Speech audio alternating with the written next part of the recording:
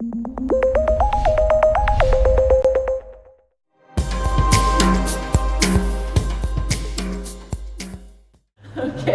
so for those of you who just tuned in online, we have a great turnout here. It's amazing.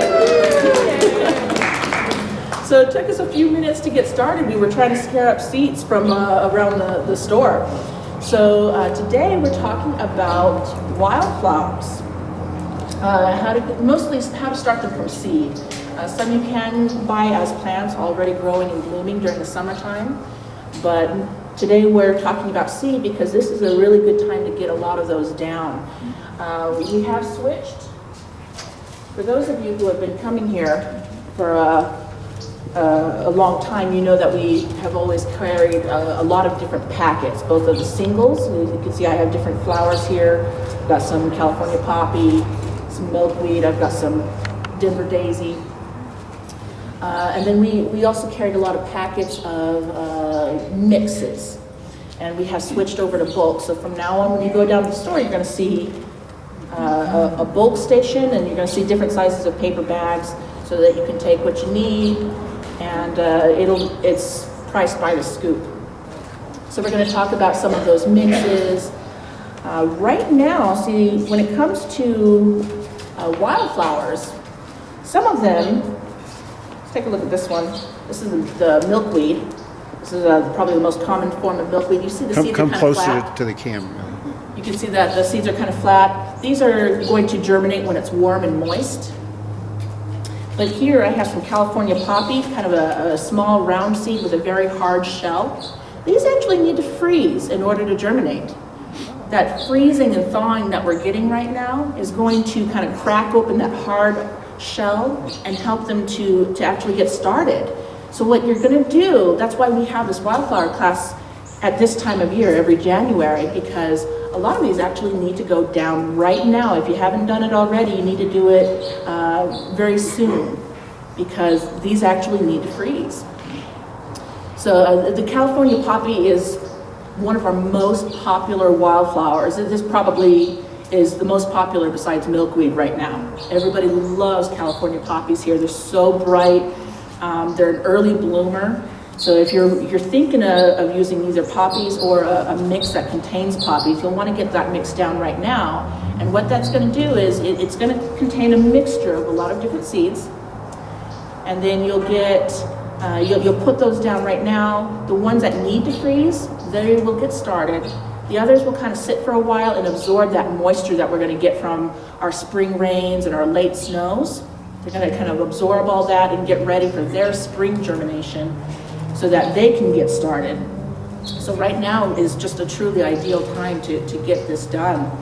So we'll talk about what's best to do that. See, a lot of times we think, well, wildflowers, you take the seed, you just kind of toss them and see what happens. And in California, that probably would work. We always joke that in San Diego, they put popsicle sticks in the ground and they grow into trees. But in Arizona, it helps to know a few tips to get going. So we want to have the best situation possible for our seed. How much you can do, it will depend a little bit on your situation. Some of you are just doing a little 10 by 5 by the house. You just want some flowers there, maybe a whiskey barrel. Some of you have some kind of open areas, especially those of you that are coming from Chino. Some of you in the Prescott Valley area, like in the north side, Viewpoint, Poquito Valley. You've got some large areas, don't you? You really want to get some blooming in there. So because of that, some of you, I know, kind of take your chances and throw them. But let's see what we can do to just boost your chances as much as possible. We've got pretty hard ground most of the year. Most of us have that hard clay. We've got pretty dry summers, so that's why we want to really take advantage of this time when we're getting this moisture from the winter and spring. A lot of times we get some spring rain in March. We've had a couple of snows this month already, so let's take advantage of this moisture and get these started. So what we want to do, you'll notice I have up here a bag of mulch. This is the premium mulch that we always use for the amending soil whenever we plant trees, shrubs, flowers, things like that. This is that same stuff. You're going to want a bag of this. Get your seed. Pick out whatever seed you're wanting. You can buy a mix. You can throw in your favorite types of seed in single packets if you like. Go for that. Get your mixes together. You want a bag of mulch for spreading, and then you also would want to get some mulch for amending the soil out there. So what you want to do is actually go out and start kind of raking or rotilling up that soil as much as possible, kind of soften it up. And then mix your seed with a bag of this premium mulch. Now, I would say while you're raking or rototilling or whatever you're doing, if you can, like I said, some of you are kind of limited in this regard because of how much acreage you're doing, but if you can, mix in the premium mulch as much as you can, up to a third, 1 part to mulch to 2 parts native soil if you can. Mix in that. I would definitely recommend putting in some fertilizer. This is an organic fertilizer. Spread this throughout the whole area as well. That's going to help feed the seed. We have very, very poor soil here. So the mulch will help to kind of soften that up and get the microbiology kind of working again, get the earthworms moving. And then what this is going to do is just put in actual nutrients. So this is 744. This is the Waters brand that we make specifically for northern Arizona because we do have so many nutritional deficiencies in our soil here. We had to make something specifically for here. This fertilizer is a little bit acidic. We have very alkaline soil here. So we've got the kind of acidic, complete fertilizer here to get you started. So mix those two in. And I even recommend, this is humic acid. You may know it as soil activator. Yeah, it looks like we've got a little hole, that's okay. So this is soil activator. Again, just pour almost non-living soil here. I mean, there's just nothing going on in many of these areas where you're going to be trying to plant. Especially if you're trying to do it in a yard that's actually been worked over by a contractor. A lot of you are in new houses, so I know what they've done to your yard. I've been in the planting department for about 2 years, and I know what they did to your yards. They came in, and the first thing they did before building the house was scrape all the topsoil right off of the property. They took everything off, took it down to this kind of bedrock, maybe a little bit of clay, the really nasty stuff, but mainly just took it down to the bedrock. When they were done building the house, they brought in more soil, but it wasn't what they took out. They brought in what they had left over from excavations. And it's nasty stuff. It's not going to grow a thing. So you have to pretty much start from scratch.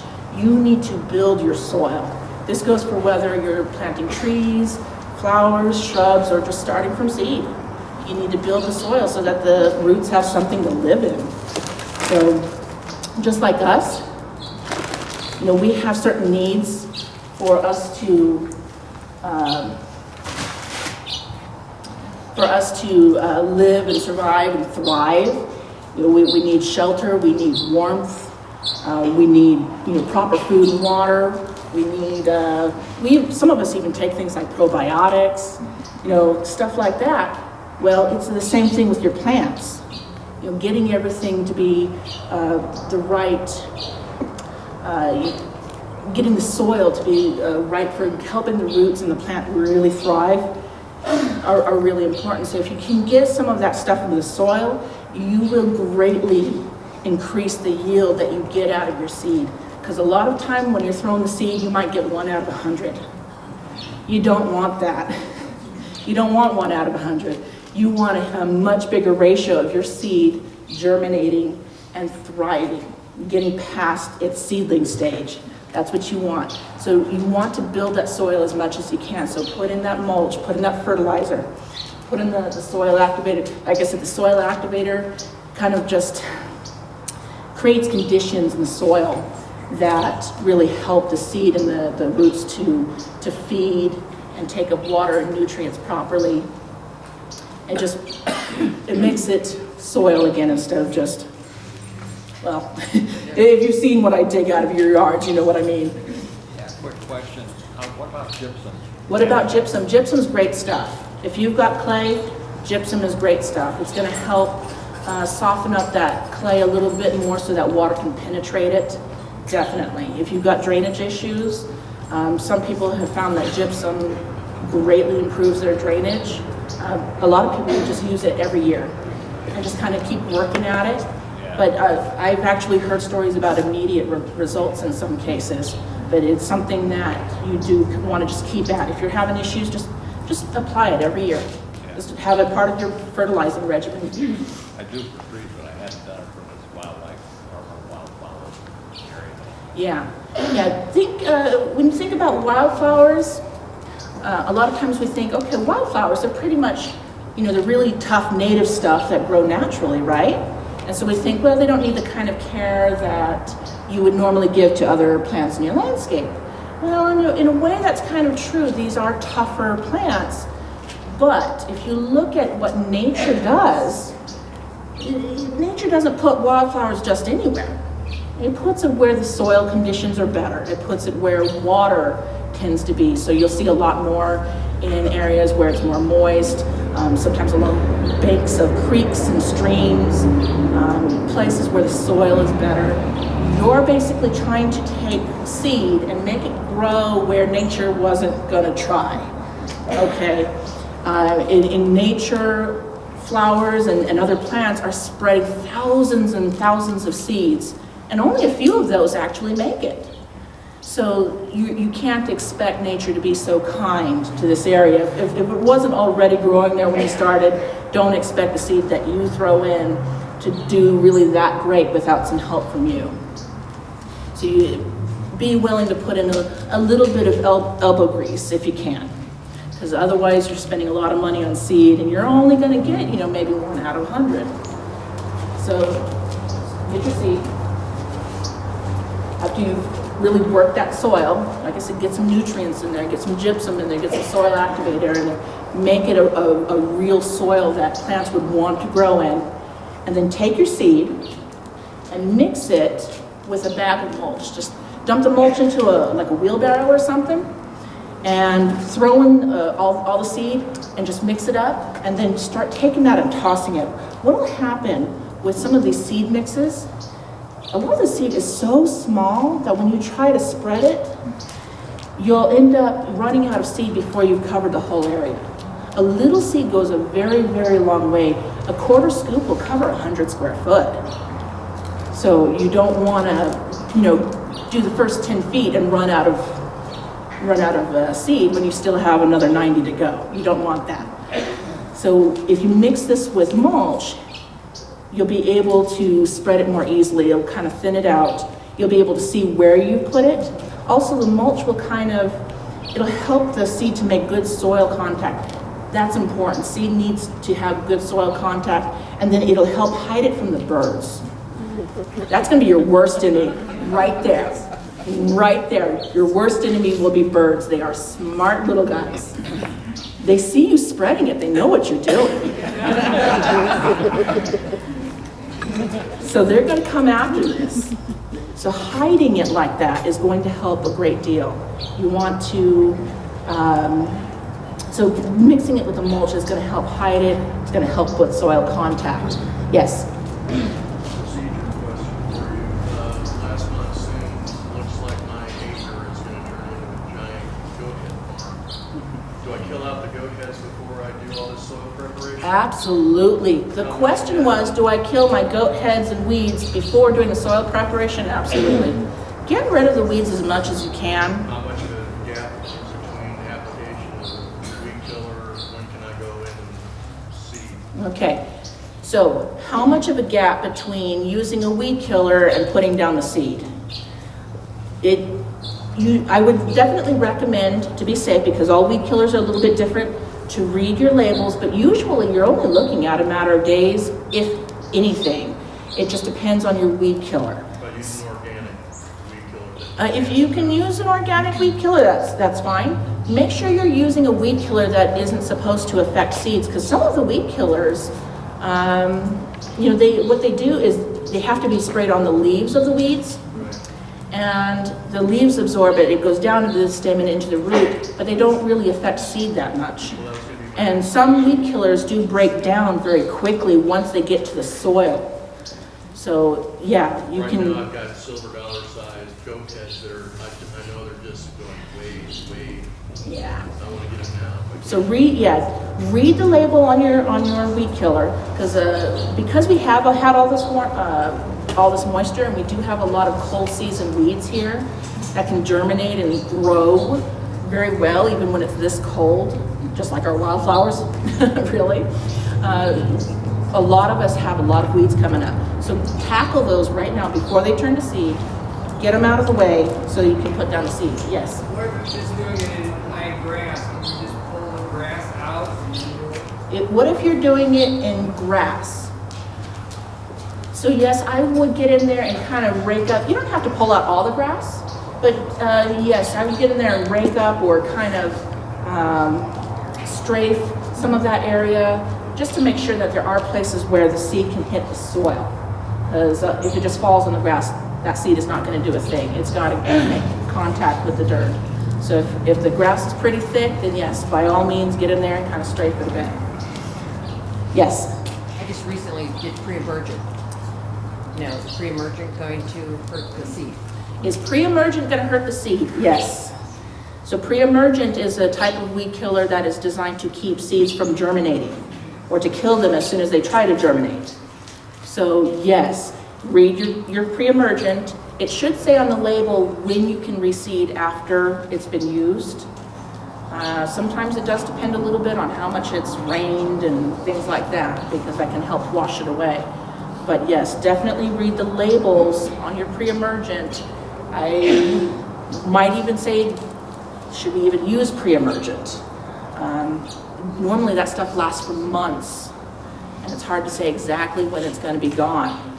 So it would be best, maybe if you use pre-emergent back in, say, monsoon, by now it's probably had a good time to wear off. But I wouldn't go and use it this month or even last month. Yes? I have an area that I already have wildflowers in, and they're dry right now. Okay. What do I do with those? Do I take those all out?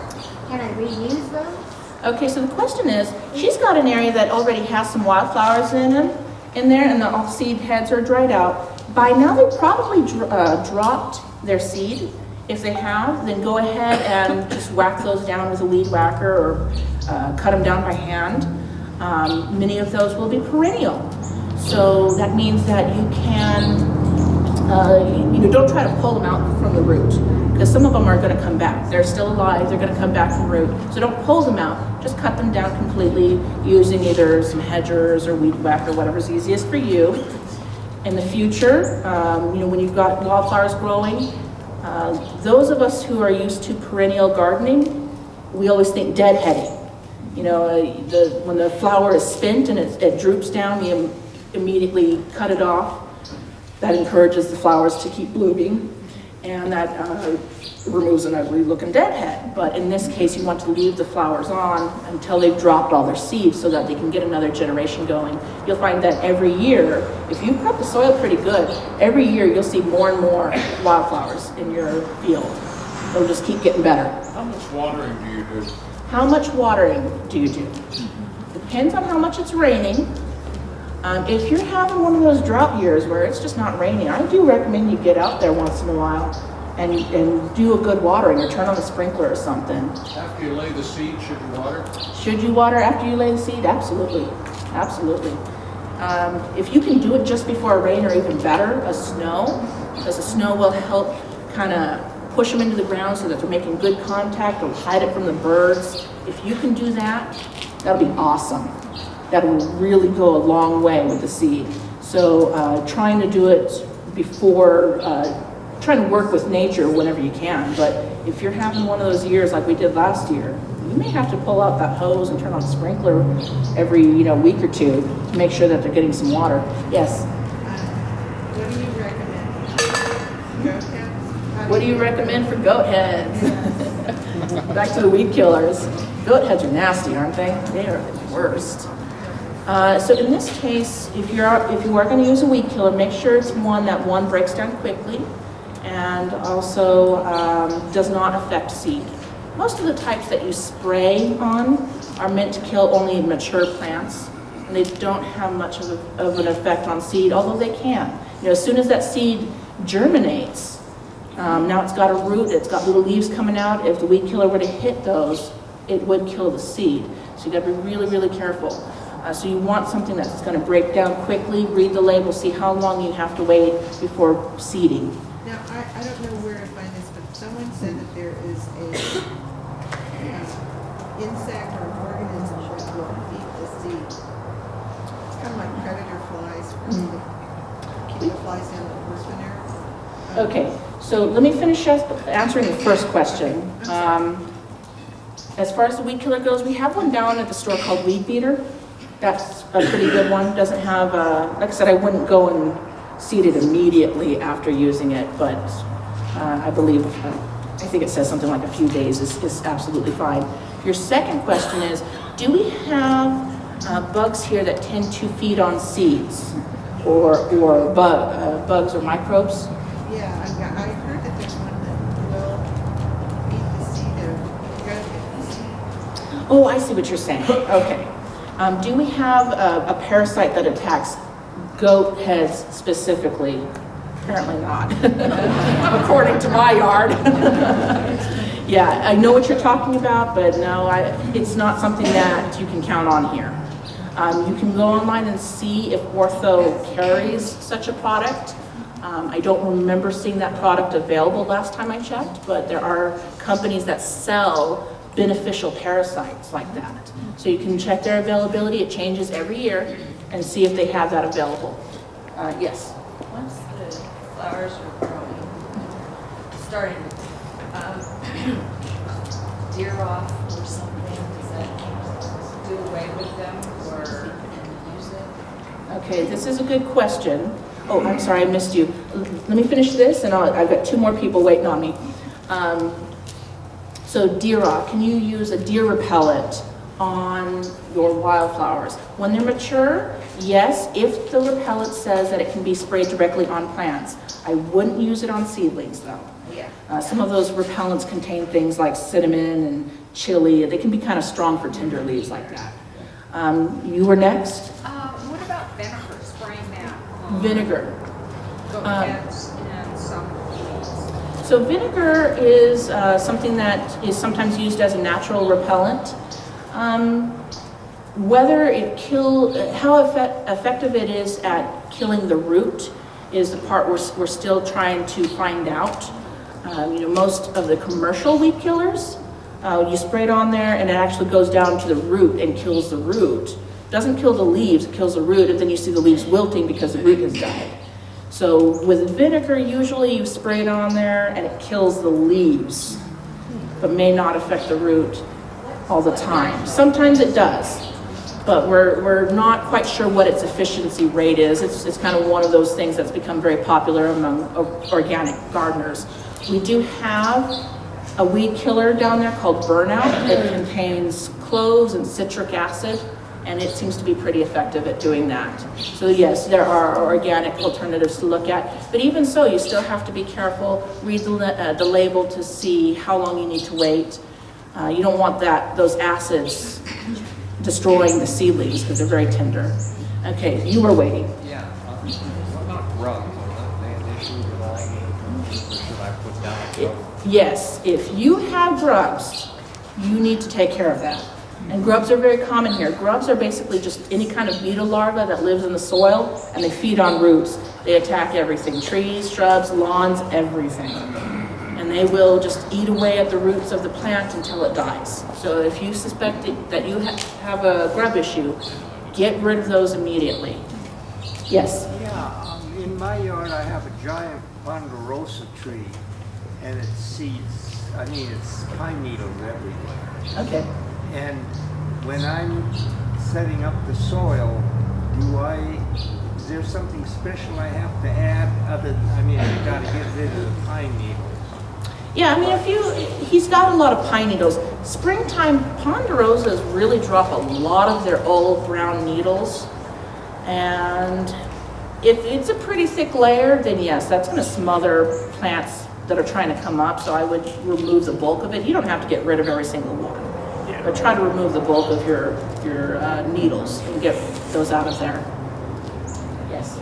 Get back to wildflowers. How deep should the seeds be?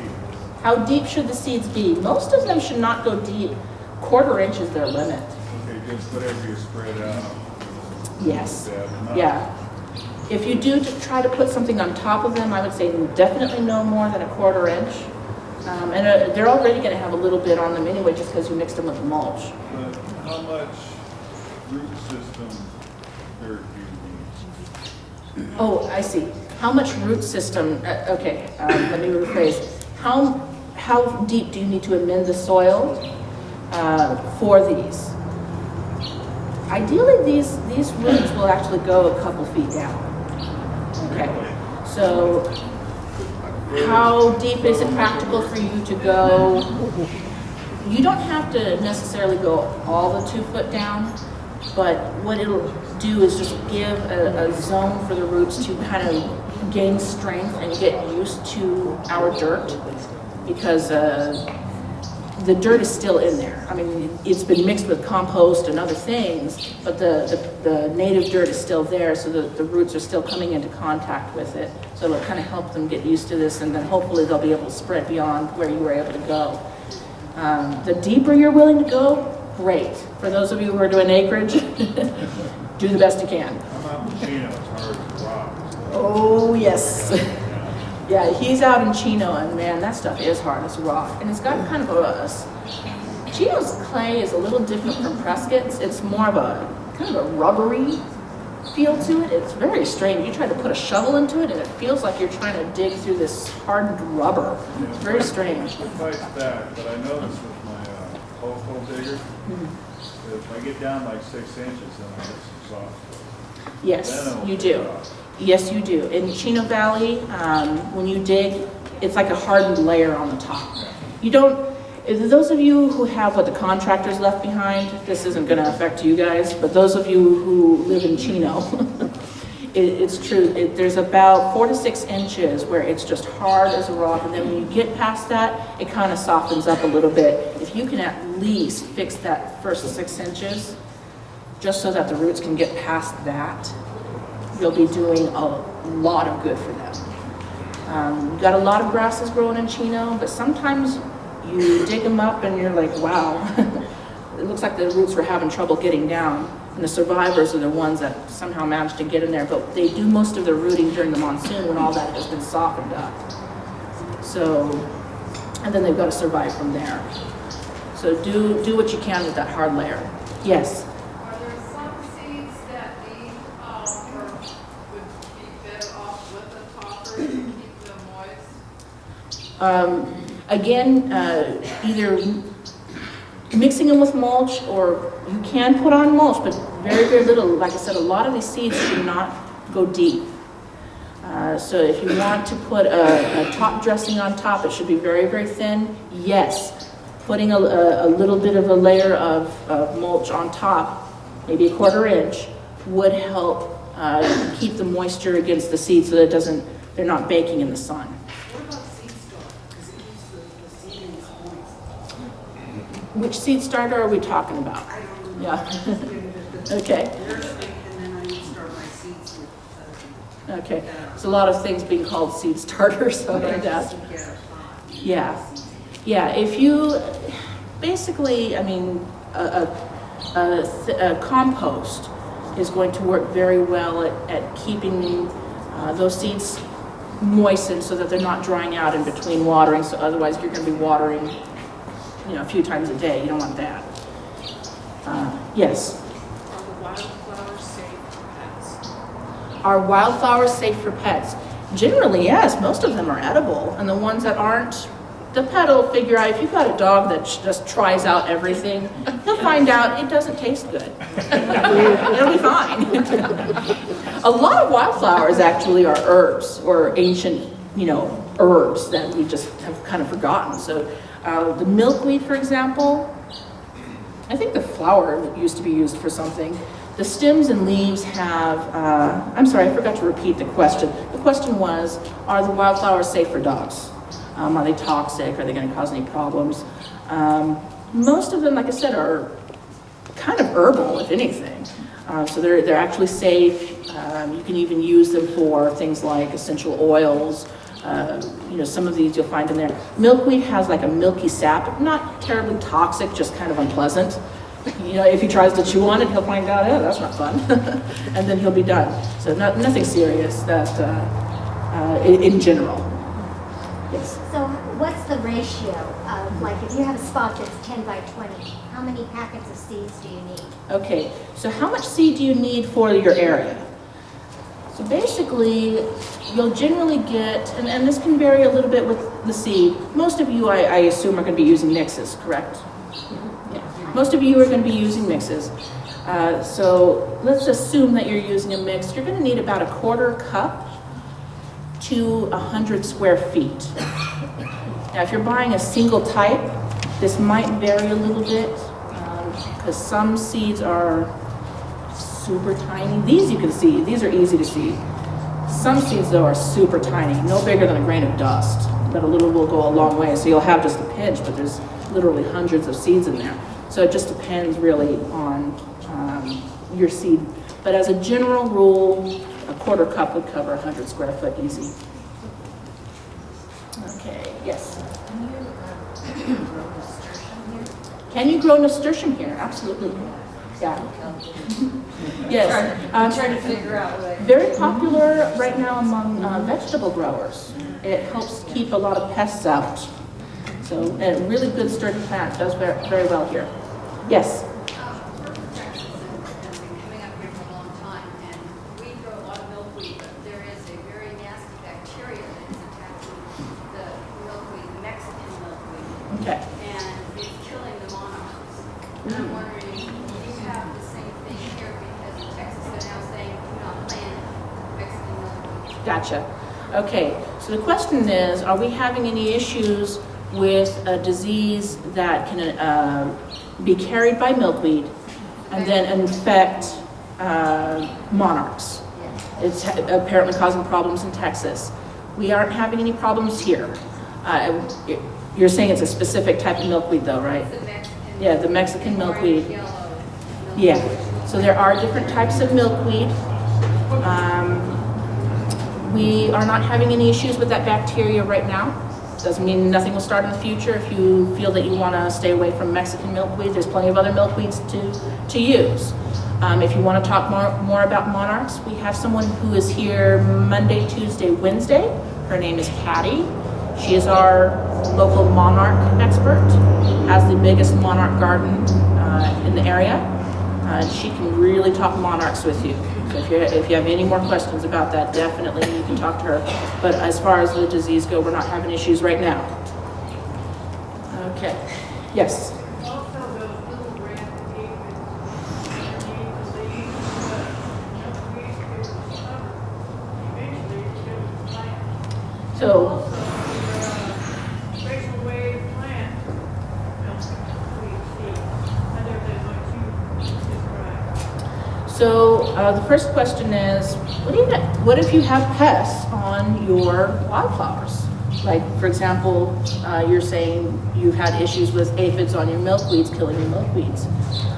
What do you do then? Because most of you are thinking, well, I don't just want the wildflowers for me. I want to have butterflies. I want to have hummingbirds. So we want to, think about what kind of pesticides we're using. There are things that are safe for those. Things like neem oil. As long as you don't spray it directly on a bee, I wouldn't suggest that, or on a butterfly. But if you're spraying it on the leaves, that's going to be fine. That'll kill things like your aphids and other types of pests. Try to keep pesticides to a minimum, obviously, with wildflowers, because we are kind of sharing them with our wildlife friends. But if you are going to use them, just try to make sure that you're using things that aren't horribly toxic. And don't spray them directly on the flowers or on the wildflowers while things are pollinating, and you should be fine. Your second question was, is there anything specific to starting milkweed? I don't think so. I think the milkweed is pretty much warmth and moisture as far as that goes. Yes. Does most of this apply to doing gardening in containers?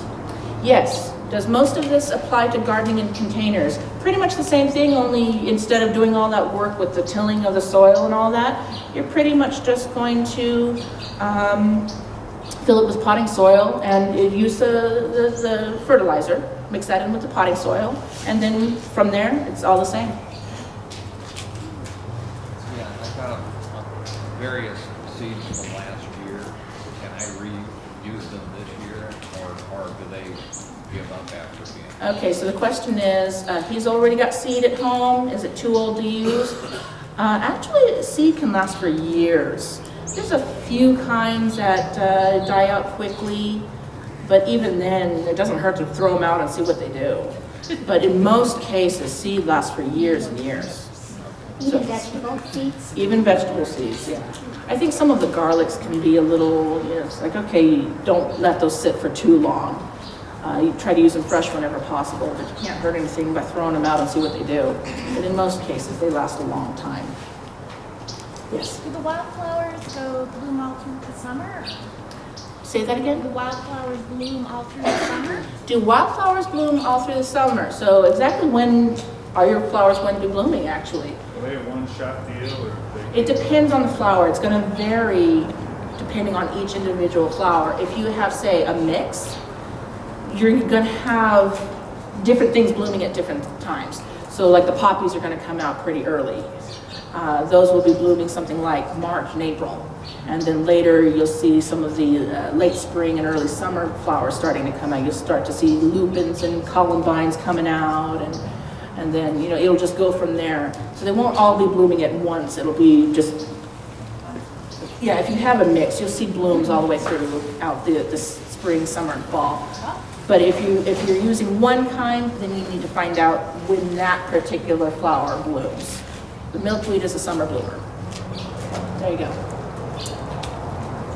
Talk about the soil in Cheetah Valley and Preston Valley. Do you know much about the soil in Williamson Valley? Do I know much about the soil in Williamson Valley? Yes, and it varies according to which part of Williamson Valley you're in. What part are you in? American Ranch. American Ranch, okay.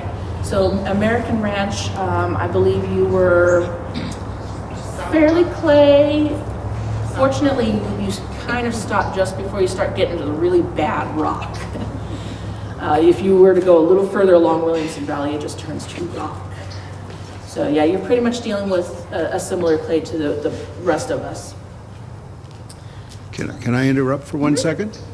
Because we have a whole series of questions from our live stream.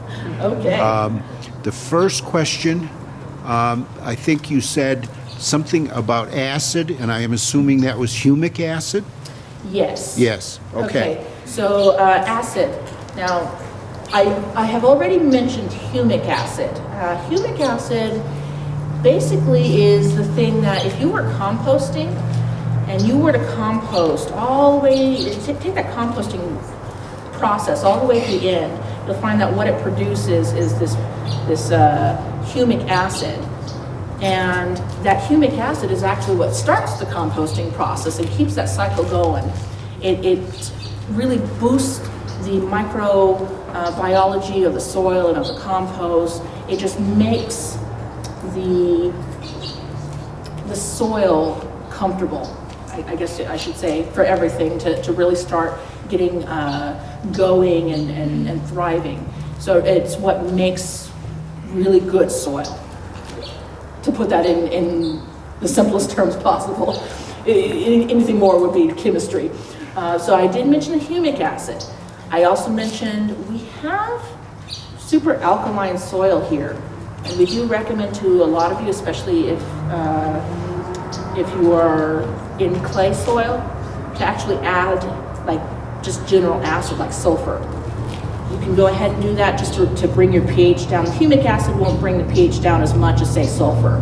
And so a lot of us will put down sulfur once a year to bring that pH down, especially if you've got a pretty severe one, or if you're not using humic acid, which you can use pretty frequently. Okay, so. Oh, yeah, sorry. There's a Let me, list of questions as an here. incentive, because I got the feeling everybody here is itching to garden. As an incentive, if you buy 3 packs of wildflower seeds, you can purchase the humic acid for 20% off for today's class only. Okay, so can I just, a couple more questions. Sure. Rita says that you said something about aphids, and what was a good aphid treatment? Okay, so back to aphids. Not every pesticide works well on aphids. There are some things that just, they're immune to a few of them. But there are things that will work on them, pyrethrin, permethrin, neem oil. Neem oil is totally organic, so is pyrethrin, they're totally organic. Those are things that will work on aphids.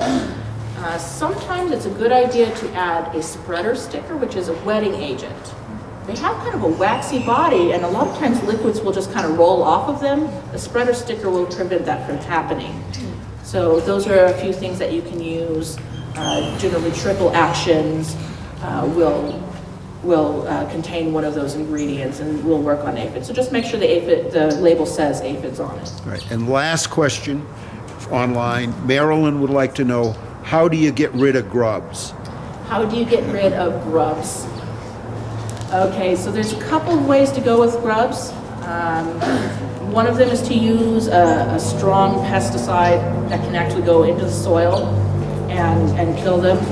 Another way to go, because a lot of times the grub killers that use those chemicals will actually be a kind of systemic that plants can absorb, and the toxins actually get into the plants and flowers. There is another type, however, of grub killer that is perfectly safe and organic. It's not even a chemical, it's not a toxin at all. And they're called nematodes. And we do sell them here. And basically it is a microbe that kills grubs. Will not harm good things like earthworms. It only attacks the bad ones that we want to get rid of. So there are definitely options as far as grub killers go. When buying a pesticide, make sure that it specifically says it kills grubs. You can't just take anything and spray it on the ground and think it'll work. It won't. It's got to say specifically that it kills grubs. All right? Yes? Getting back to the acidity, can you add coffee grounds? Okay, can you add coffee grounds for acidity? Depends on how alkaline your soil is. Yes, they do kind of help with the pH a little bit. In a lot of our cases, not enough. You still would need the sulfur. So it just depends on your case. If you can do a very simple test for $1.99. We have a test kit down there, super easy to use. It'll tell you what your pH is like. Because some of us, basically, the majority of us range anywhere between 7 and 10. So basically, you want to be in the 6s. So 7 is already a little too high, but that's something you can kind of play with. But when you get up to 8, 9, 10, you're talking about some serious pH there, and you want to use something stronger than coffee grounds. You first. Does your state here do soil samples where you can send them to a packet and you charge you a small fee, and they will analyze the soil and tell you what nutrients and things to be able to get it Okay. to the area that pH? So the question is about soil testing. We have test kits here that will test pH and your macronutrients, nitrogen, phosphorus, potash. We have those here. And then if you're wanting to test for anything else, then you would have to send it into a lab somewhere. Just your state, because in Oh. Texas, we just sent it to the Texas A&M. I see. And, it's like $25 fee, and they will test the pages of all the stuff and things. You know what, I'm not sure what they're offering right now. I would say contact the county extension office and they can tell you more about the more extensive types of testing and who does that. Was that you? I was just gonna ask about the soil in Dewey Humboldt. Dewey Humboldt, yay. Fun. You guys have some of the worst. Yeah. I mean, we don't set foot in that area without a good-sized jackhammer. So, yeah, you've got some nasty clay over there. And some of those neighborhoods, like I said, what the contractors put in there, we've noticed they put some of the worst stuff in that particular area in the kind of eastern Prescott Valley and Dewey. I mean, it's just nasty over there. But yeah, you've got some hard clay. Even when it's wet, it's hard. I mean, you could hardly break it apart even when it's wet. It's that dense. And it's so rocky. It's almost 50% rock. It's ridiculous. So yeah, you're gonna have to really work that up. You're gonna have to put in a little elbow grease. Don't just try to throw the seed and see what it does. It's just a waste of money. Any other questions? On the pH, how low? If I have it around 6 inches, if I got it, if it was 4 inches, would that be too low or is it too low? 4-inch, you mean into? pH. Oh, 4 is too low, yes. So the pH, you want it to be in the 6s. 4 is too acidic. There's only certain plants that like to grow and stuff like that, like azaleas. So yeah, you're gonna have to bring that up, but what makes you think you have a 4? Did you test it? No, I'm just, if I'm going to test it, I kind of want to know if I'm in one range versus the other. Okay. As long as it's around 6, I'll be happy. Yeah, like I said, everywhere that we test, it's somewhere between 7 and 10. We've never seen an overly acidic soil except in one case where they were working acid into the soil and they overdid it, but they've been overdoing it for years and years. It really took a lot of work to do that. Doesn't happen naturally. Okay? Okay, I think what we're gonna do is go ahead and we're gonna end the class here. We'll say goodbye to our friends online. And we'll still be here to answer questions for everyone that's here. All right? Thanks a lot.